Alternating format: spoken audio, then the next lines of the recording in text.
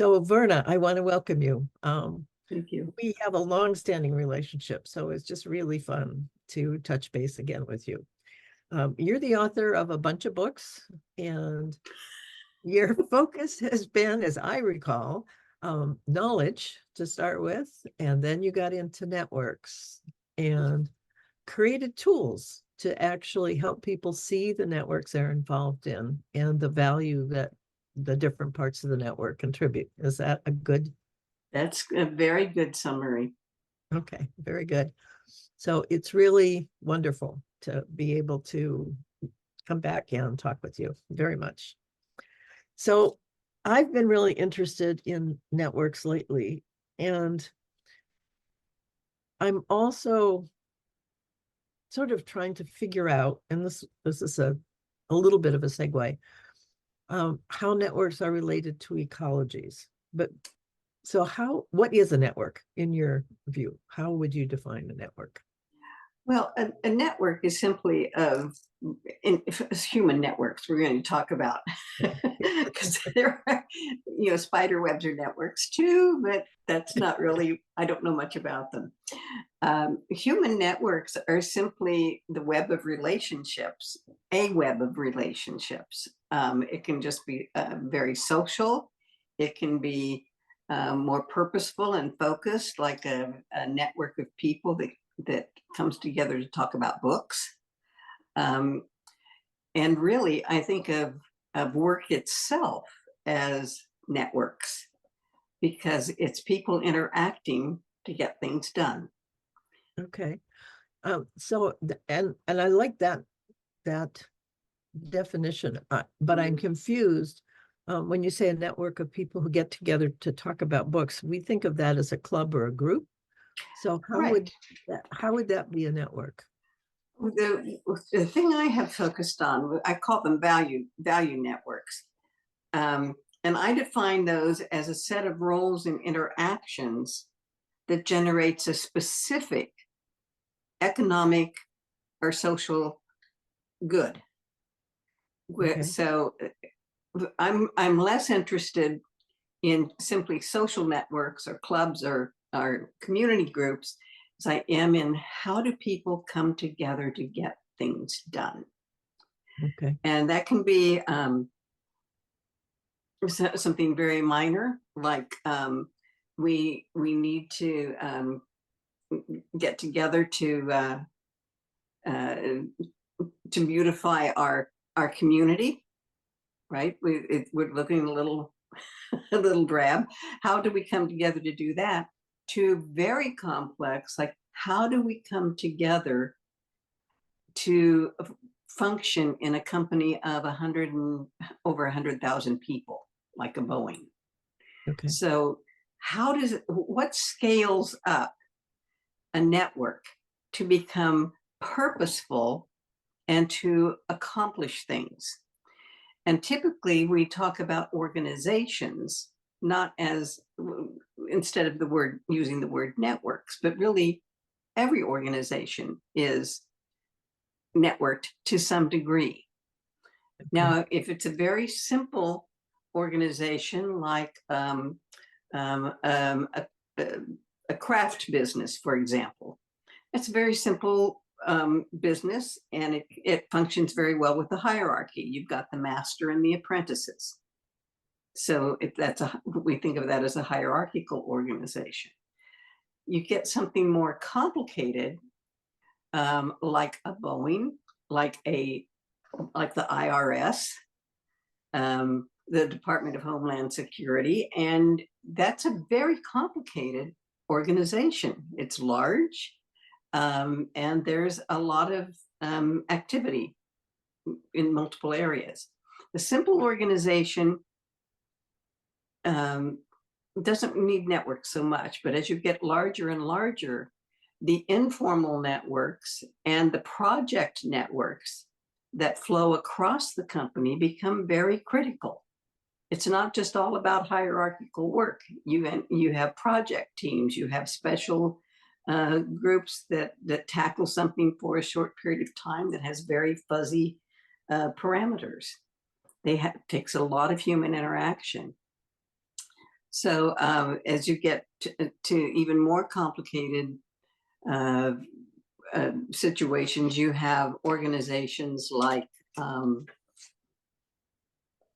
Well, a talk about loose your, hierarchy.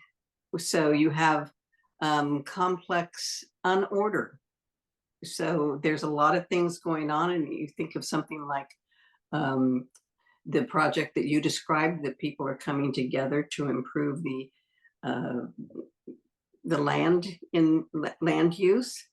river. Yeah, so if that's not, it's not chaotic, you know, if people are organized, but there's also not a large organization running it. Right. So how do networks complement or fit in with all of this? And that's a really big question. When things are truly chaotic, like an emergency, a natural disaster, those organizations may not exist at all. They are totally unable to meet the challenge. And that is where the only way to get things done is through networks. So I love that, because I think, at least in my mind, there's sort of this fuzziness between an organization and a network. And we're so used to working in organizations, but what I'm seeing happening now is that, especially because of the internet, so many people who are not co-located are working together, and it doesn't feel like our traditional network where It's everybody's in a not. place, they go to a box and they all stay there for all day and then go home. We're not doing that anymore. And I think you've had personal experience with this. Am I right? How did the way I got sucked into this, excuse me, the way I got interested in all of this is I hit a period with my former husband when we were broke. I was supporting this as a secretary. He had tremendous experience in the sign industry, but he was getting older and wasn't getting hired to work in that industry. So we took long walks and we dreamed up a company. And I asked him one day, I said, if you can do anything you wanted, what would you do? This was back in the 1980s. Okay. I said, what if you could do anything you wanted, what would you do? He said, I love the sign business. I would love to get back into it. I said, well, why don't you? And he said, well, you have to have a plant to build the signs, and we don't have any money. I'm older and I'm not a good business vet. So I said, okay, well, let's just take that as a creative constraint. And that's exactly what he did. He laughed.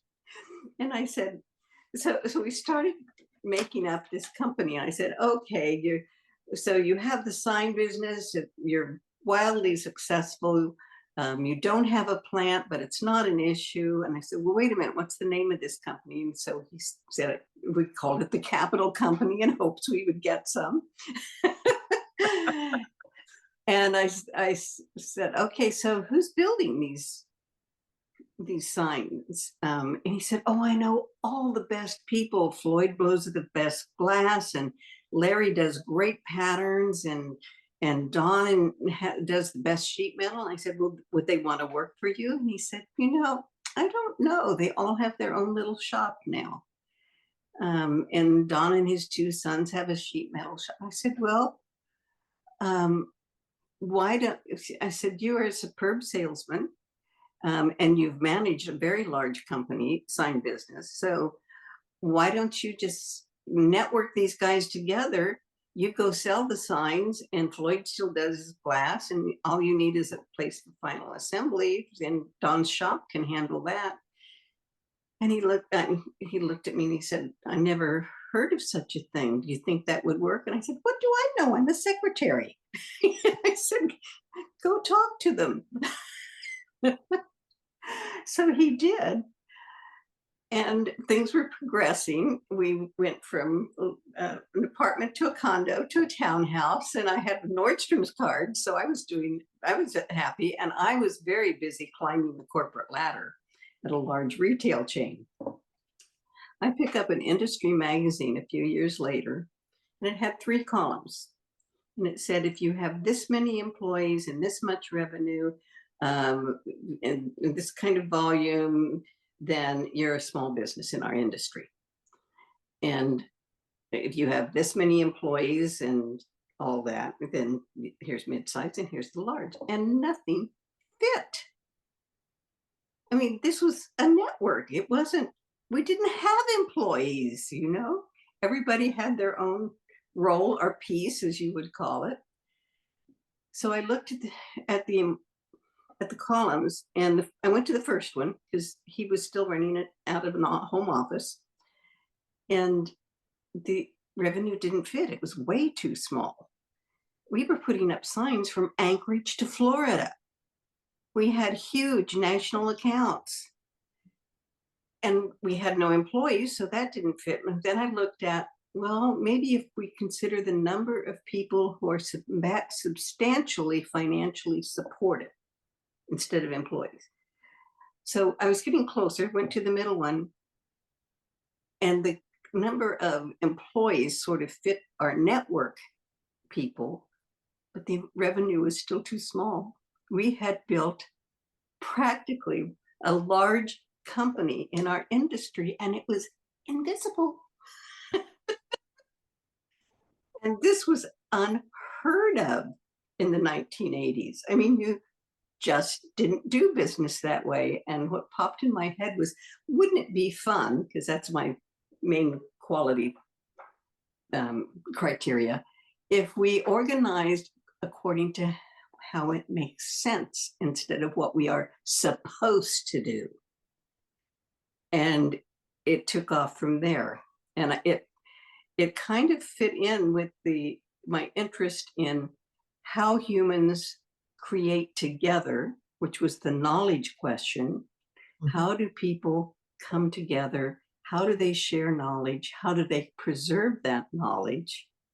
And how do they create things together? The big collaboration question. So that's what drew me into networks. And then as I looked at knowledge, what was really critical for knowledge in organizations, the quality of knowledge sharing, was communities of practice. And I thought, wait a minute, that's like a little network of people with a specific expertise that share a particular kind of knowledge. So all of this was kind of fuzzing together in my little brain, and I had to write 3 books just to sort it out. Which are on Amazon, by the way. Yes. But I came to this belief that all work is networked. And then what drew me into actually modeling business as networks was I looked at the different game boards that we have in business. And by a game board, I mean a visual tool that people use to describe the work. And we've got the organization chart, that's a visual tool. We have boxes and ledgers, spreadsheets, lists. Then we developed a really big breakthrough, was the process flow chart, right? So, which is kind of an engineering type of diagram, and the production line and variations of that. I thought, those are all kind of linear. They're mostly left brain, and they don't capture this jumble of work that we see in organizations. And people have tried matrix organizations, so you have your vertical roles and you've got your horizontal, and that doesn't capture it. So I started thinking about how knowledge flows and how people organize around roles. And gradually working with the companies that I did, which were many. I worked with the big telecom in Norway, Cisco, Boeing, large technology companies, and little companies too. Ag research in New Zealand, they're the people that clone sheep. So I was just trying this out everywhere, and finally developed a way of thinking about work as networked, where the real definition of the value network is a set of roles. People develop roles and they have interactions that generate that specific outcome through sharing both what we call tangible and intangible deliverables. So a tangible deliverable is the monthly report. These are the things that if you don't do them, you're in trouble because that's in your job description. But an informal thing might be sharing good candidate who might be a good candidate for a position. That's not in your job description. And yet your pipeline of that kind of information is really important to someone being able to do their job. And it's specific and it's measurable. Mm. You can measure, whoa, you can measure intangibles. And that was the real breakthrough is that you're not just capturing the formal flows, the contractual flows, but you're also capturing specific critical flows of knowledge. And that's what we model in a value network. And when that starts to perk, you have a purposeful network, regardless of whether it's a huge organization or it's a group of community people who want to clean up the beaches. So how do you manage a network? How is that different than what we normally think of as, you know, top-down authority and control, all that kind of stuff? How is that different? You don't manage a network. What you manage are roles. So think about the river flooding. People tap their social network, and what do? They all run down to the riverbank and they self-select, in this case, specific roles. Oh, I'll be a bag holder for filling the bags with sand. I'll be a shoveler. I'm really strong. Someone else says, y'all gonna get hungry. I'm gonna bring some food. So they're a food provider. So the roles, and nobody's telling anybody their job. They know what, you know, they manage their own role and their own interactions. Somebody else says, I'll be a traffic director. I'll steer people around the flooded area. Somebody else says, you know, jumps up for something else.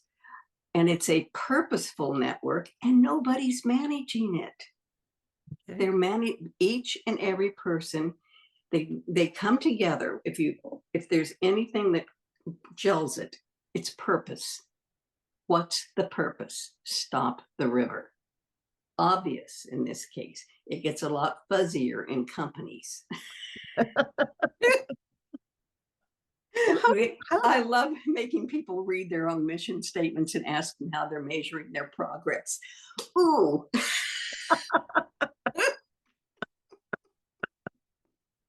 It's not their purpose, and they don't pay any attention to it, and they don't measure a dang thing about it. How did you and your husband manage the work? I mean, again, to go back to roles, it was really the relationships that you had with each of the people and focused on the particular project they were involved in. And yeah. So he was sort of the puller together, because he, you know, he gave everybody the alert. There's a project coming up. Floyd, you need to make some room for all of the Long's drugstore signs we're doing in the next 3 months. But he didn't manage anybody. He just told them he had some work and could they manage to do it. So everyone really was managing their role. Right. It just worked. It's all about relationships. So how is that different? Because when we think of governance or control in an organization, a lot of the focus is on authority and power. You know, we've got all the hierarchy, we've got all of that. It's an illusion. I'm sorry, but is. If the people you have authority over don't agree for you to have that role, you aren't worth spit. And you can't get anything done. It's all relationships and agreements. We negotiate those roles. And people, when they're hired on for a specific position, they say these are the agreements with the other roles in the company. And this is how you interact with all of these other roles in the company. And that's how their work is defined. It's not a production line. They don't know they're doing it.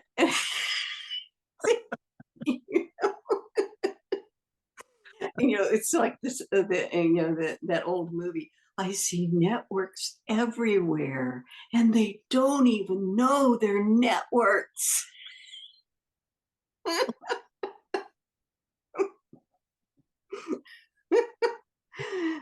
So Yeah.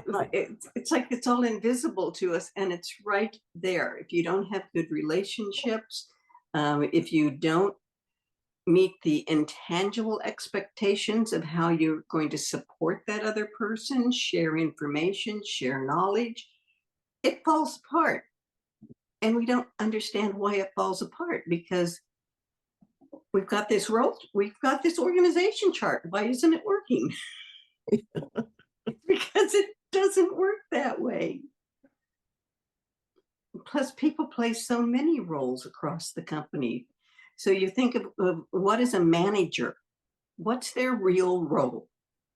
Is it to tell people what to do? That doesn't work very well. At least, certainly not in my case. What is the manager's role? They are a resource provider. Somebody needs a new machine and a new computer. They make sure they get them. They're a resource provider. On another day, they might be in a group of their peers developing strategies. So they're a strategy developer. They play multiple roles too. And when people don't feel appreciated in work, it's usually because those other roles aren't seen and acknowledged. A lot like stay-at-home mothers. And that is actually not a bad analogy, because there's so many multiple roles that they play, and we're all like that in our workplace. Yeah. So if somebody takes on the role of being the coffee maker, is it acknowledged? Of course not. They're just the one who's there first thing in the morning. Yeah. Yeah. So all work is networked. So there's a lot of discussion now, especially with people who are really trying to think about what's next as we go through this turbulent period where so much of what we've depended on and gotten used to is changing and shifting. And so there's been a lot of focus on governance, how to do that, how to, how do you understand governance? And one of the big ahas I had when I was thinking about you and your work is that that's really the wrong question to ask, that we really aren't, that because governance is so focused on this illusion of control. And that illusion of control is what makes people so crazy, because they keep trying to get other people to do what they tell them to and do what they think they should. And there's always this pushback because the person who's telling doesn't really know or really understand or whatever. So can you speak a little bit about the difference between government? I want to use the word management. That's maybe not correct either, but how do you make sure that the network is functioning correctly without governance as we understand it? I think this is the value of making the network visible. I recall a mapping exercise we were doing in Boeing. Very, very complex maps we built there. But as we mapped it, one role had quite a lot of deliverables going in and out of this one role. And one of the people who had carried that role started kind of hero bragging about getting up at 4 o'clock in the morning and being called out to fix this and to fix that, and all of that was just falling on this one role, the one I like to call the God role. You know? And then things got a little quiet, and a hand went up in the back of the room and said, yeah, but in terms of the network, isn't that a risk factor? And you could hear a pin drop. And boy, was that, I call it renegotiated, because the people in the room were the ones carrying those roles. And the guy, he got it. He got it. And they renegotiated and created 3 more roles that dispersed that tangle of inputs and outputs where the network was not at risk. So it's very powerful. I think of what the manager does in those situations is exactly what the management was doing at Boeing. Hold up the mirror and let people negotiate how they want to work together. They know what needs to be done. They're not stupid. They know what needs to be produced, and they know how they need to interact around their intangible deliverables, what information, what knowledge isn't just an accident. It needs to happen. And they know what specific deliverables, because if you don't get all of those parts to the floor at a certain time, we got a big problem. So there's the parts, but then there's all that conversation about the parts and how that happens. And that frustrates people so much in organizations, especially large ones, is they don't know what's going on. Mm-hmm. No one's talking to them. Why didn't you tell me? I didn't know that. Mm-hmm. Mm-hmm. So hold up the mirror. Get a visual tool that lets people see the network, the real network, and how it's flowing. If it looks like it's a mess, it is a mess. If it looks beautiful, then it is beautiful. It's working. Yeah. I'm thinking of some of the groups that are starting to form now, and particularly Regenerative Cascadia. The Cascades and the Columbia River is long. It goes from Vancouver to Oregon, and it's not a straight line. It's all squiggly. So there's lots of towns and places along this river that all need help because that spot isn't working right. So they took a tour, they talked to people, and people in different towns are all gung-ho to do what they need to do in their local spot. And yet it's all the same river. And so they're starting to figure out how to work together. And it's just, our natural tendency is to pull things together because we think of those boxes called organizations, and we keep wanting to do that somehow, and then to distribute.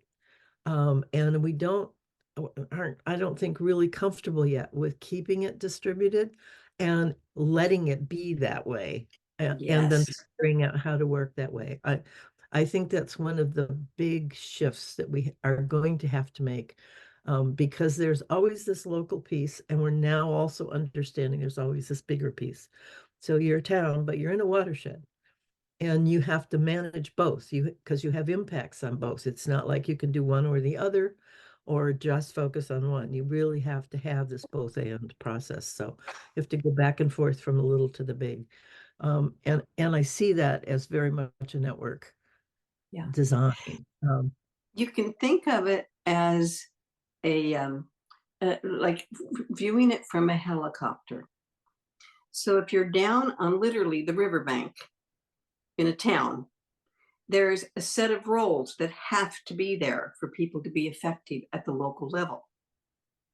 And then if you scale up, so you're looking from the top of the rooftops, you start to see roles that are peripheral, that are the roles in the other towns. Oh, I'm playing this role. I need to connect with the people playing that role there, but it looks different. And then at the macro level, at the state level, you're going to see some other roles coming in. And different parts of the network activate at different times. We did a project for the European Commission looking at innovation networks all across Europe. And we mapped out the roles, and there's a set of roles that activate in the idea stage. When something creative is happening, there's a set of roles where people develop an idea. And some of those same roles are at play up at the next level, where people are actually starting to prototype and try things out. And then there's another part of the network that activates when you're actually doing it. You're doing it, you're doing it. So once you start to look at it as networks, then and in Boeing, they literally looked at neighborhoods of something like a very complex challenge, like an airplane on the ground. Recent news events kind of spark. Okay, so what do they do? Well, that's going to have people involved all over the company. How do you map that? What they did at Boeing is they went to the neighborhood. So in all of this activity, there's a particular neighborhood of things that are happening, kind of a focus area. And they mapped what happens there.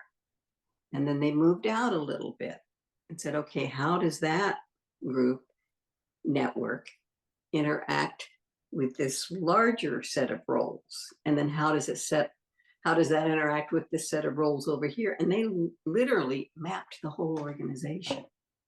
Tens of thousands of people. Right. And what I'm hearing is that this is really a three-dimensional thing. It's not a flat thing. Right. And so that has its own like technical problems. Because I mean, if you're mapping on a flat surface pretty much, usually. Oh, this is easy. I'm sorry. This is very easy. Okay. The center of the network is where you are. I'm serious. The center of the network is where you are. The only thing you can see and manage is your role in the network. You might be able to see the other roles out there, but you can't manage the network. Easy peasy. Well,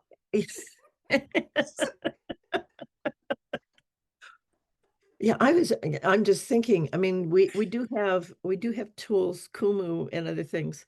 I forget what the tool was that we used to do that mapping, and then you created your own tool to do this.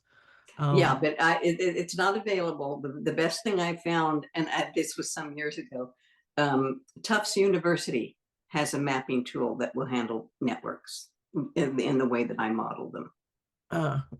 Because there's a thing called Kumu that people are really used to. And it's a mind map kind of thing where you can put circles anywhere and connect anywhere.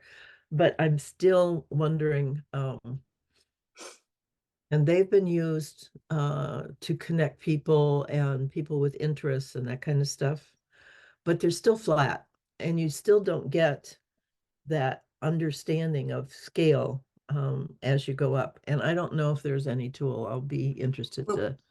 One of the things that sets the value mapping apart from social network mapping is in social network mapping, there's only one link and they all mean exactly the same thing. In the value network mapping, there are multiple links between roles, and each one of them is a specific, distinct deliverable. Something very specific to the work, a specific type of knowledge or information. So tangible or intangible? Both. So tangible and intangible. I use a solid line for tangible. These are contractual. If you don't do these, you're somebody's going to want their money. Somebody's going to want their money back. And the intangibles are dotted. And it's a little tricky to master this because people will say, oh, the dotted line here is trust. You can't deliver trust. Trust is a state of being. You can't make emergent property. Yeah, you can't make somebody trust. What you can do is, what is an expression of trust? Repeat orders. So they're a returning customer. So you have a specific expression of that trust. What is an expression of trust? Sharing my my connections, sharing my professional connections, introducing you to people, right? So a deliverable has to be something very specific. So even knowledge is too big. It's too big. You can't deliver knowledge. You have to deliver some aspect of it that you can manage and measure and control in your role. Okay. So it's tricky. It's a very, it is a very That's why different you get way. paid to do it. It's a very different way of seeing, and it does create a real shift. I mean, I did see this at Boeing, not to quite the degree in Telenor, because it was only one group that really did this, but it was in Boeing, they actually developed their own internal training group to train people in value network analysis. So it is tricky. It's something that you need to learn and practice. But it's one way, if you wanted to kind of sneak it in to your project, just focus on the roles. And that people need to negotiate how they interact, and just leave it at that. So what do you need from each other? Be specific. Make sure you can measure it, that you know when it's happening. Don't be vague. And you're there. Yeah. They may not have the visual tool. The visual tool may never take off to that degree that a process chart or a flow chart came to. But it's the only really organic mapping tool that I am familiar with. There may be others that are coming forward. It wouldn't surprise me if there are, because people really need a way to express this. But in the project that you're doing, start with what to accomplish a change in this at the local level. What roles do we really need? And who's going to play those roles? And one person can play multiple roles. That's the beauty of defining roles. So we need these two roles. Oh, I can do both of those. Okay, but you need to negotiate with the other roles on how you're going to interact with that. And in organizations, often roles and job titles are the same thing. But I really encourage people to step away from the job title. So you're not a manager. What is your real role in this group of people? Are you a resource provider? Are you a strategist?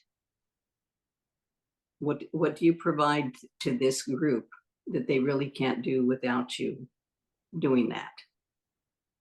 And it's about it's about a shift of consciousness. Oh my gosh. Oh.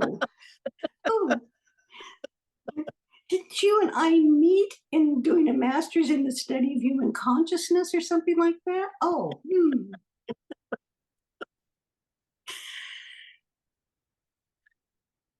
Yes, and so that's my real job, is tilting at windmills. Or was my real job. Now I get to just hang out. Well, it was just so brilliant. It's such a different way of thinking about things, and it's so freeing, really, to feel that you don't have to have somebody over anything. You just have to really let people negotiate their roles with each other, and it will all work. Yeah. And And it does, have a shared, especially with older people, more seasoned people like season. you and me, who don't like being told what to do. Well, and we got a whole younger generation that feels that very strongly Yes, too. exactly. So Yeah. Yeah. how So are we going to manage? what skills do you think are needed to do this, especially skills that may be different than what we thought we needed to have when we were climbing a corporate ladder kind of thing? Listening. Mm, I mean, it really truly is all about relationships. So the management skills is being able to really help people negotiate their ways of working together. And that's very hard for a manager to not direct how people should interact, but to it's actually a facilitator role. I think probably the best skill set for any manager is facilitation training, negotiation training, arbitration training, whatever it looks like. But that's the skill that is needed, not having more knowledge than anybody, because you can't. It's yeah, all so complicated now yeah, that people bring their own skill sets, and you have to appreciate that and let them shine with what they know, right.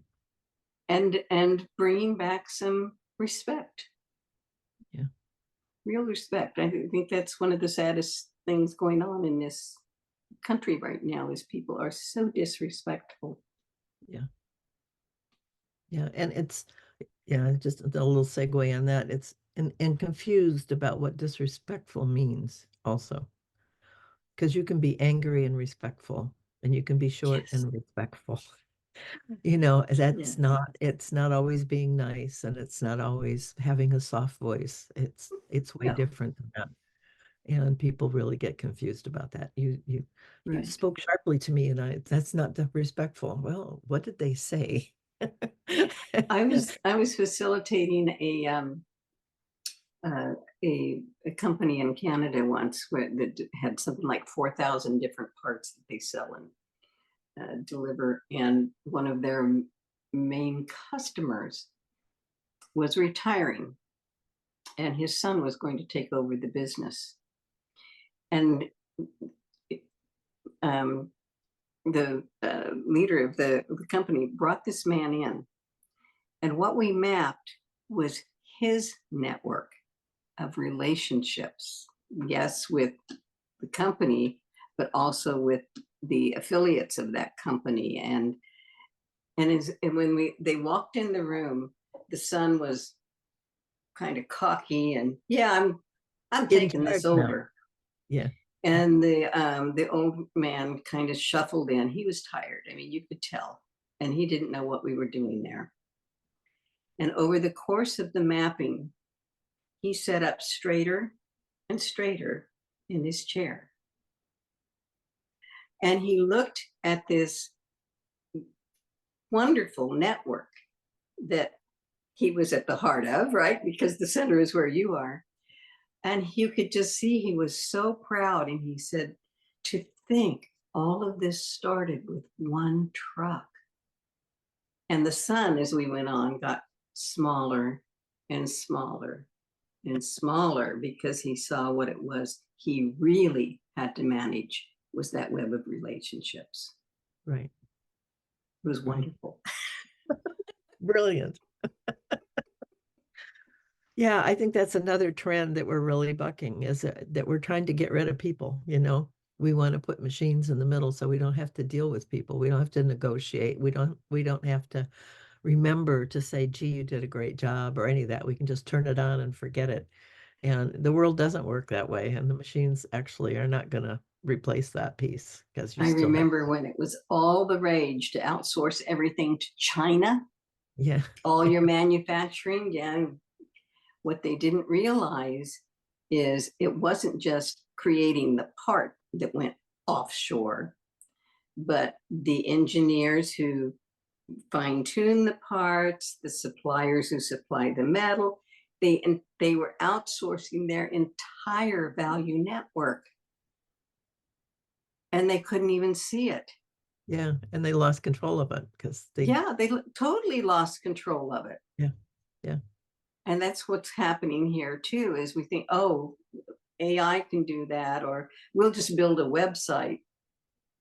Well, those websites are like the travel reservation websites, are modeled after what a human would do.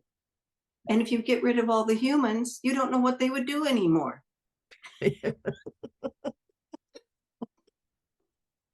So when the industry changes, it's like, oh, well, what do we do now? Then there's no human around to figure it out.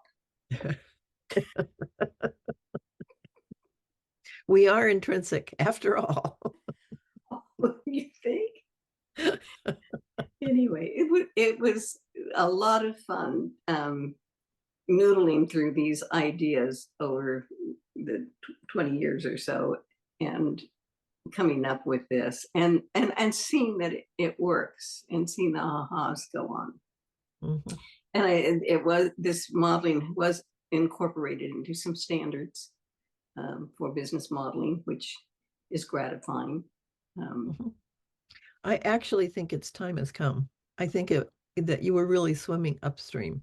You were working, in all those already fixated groups of people who were trying to untangle themselves. And now we have lots of people trying to create new and really reaching out very much non-locally to be able to connect with people all over the world to do different kinds of things. And there's just slews of projects now that are bigger than the space they're in, and are so distributed in so many ways. Yeah. So I really think that your time has come, that you're gonna now that I've stepped away. Yes, I think you're going to find lots of people who suddenly really resonate with what you are saying and want to go further. So just be prepared. Well, anyway, I haven't seen a hard copy. I think the hard copies aren't even available now, but you can still get it on Kindle. Yeah. Just make sure you've got a big screen, because there's lots of visuals. Okay. All right. So, and that's the last book you did. Yeah. What's that called? What's the title? Value Networks and the True Nature of Collaboration. By Verna Allee. Very good. Maybe one or two will sell this year. Yeah, I truly do. I think that there is just such a hunger for this. What was really gratifying was to see the way, I don't know if it's continued, because I haven't been back, I haven't set foot in Boeing in the last few years, but it was really gratifying to see them get it and work it, really work it. Yeah. Yeah. I walked in the room the day when they were mapping, and it was like a dream. It's like a dream. The wall, they had their process flow charts on one wall and the value network maps on the other, and it was like a dream, because we need both. We need both. So there was the structure, and the formal structure, and the informal, the real structure. Yeah, that's the part we forget about. Yeah. And we make the formal structure bear the brunt of the informal structure, and it doesn't ever work because it doesn't match in the same way. Yeah. And we all know that, but we don't know what to do about it. So, and if the manager isn't really providing value to their subordinates, they're ineffective, and they can't figure out why. Yeah. Because it's all negotiated. It's all, are you giving me as much value as I'm giving you? Yeah. Is there a balance there? Or is it all me putting out and you taking? Yeah. We know this intrinsically. It's what builds community. It's what a community and a family is about. Right. In all human relationships, people say, oh, isn't that really transactional? Looking at intangibles as deliverables. I'm going, no, life is transactional. Every relationship is transactional. That's what it is. Let's make it visible Yeah. and make talk about it. Yeah. Well, it was a delight. And we may have you back. Okay. You know me, I always have opinions. And a little bit of wisdom to go with that. On a good day, maybe. But I just remember sitting with you all those years ago, noodling over transformational learning and how that relates to quality and TQM. And though you ask the most wonderful questions. Oh, thank you. That's all we can do is just keep asking the question. If we don't understand it, but we pursue it as a question, we'll come to an understanding. Yeah. Well, thank you, Verna, very much. Thank I really you. appreciate We'll do this it. again sometime. Yes, we're going to have to. Okay. Thank We'll you. talk soon. Okay. All Bye-bye. right.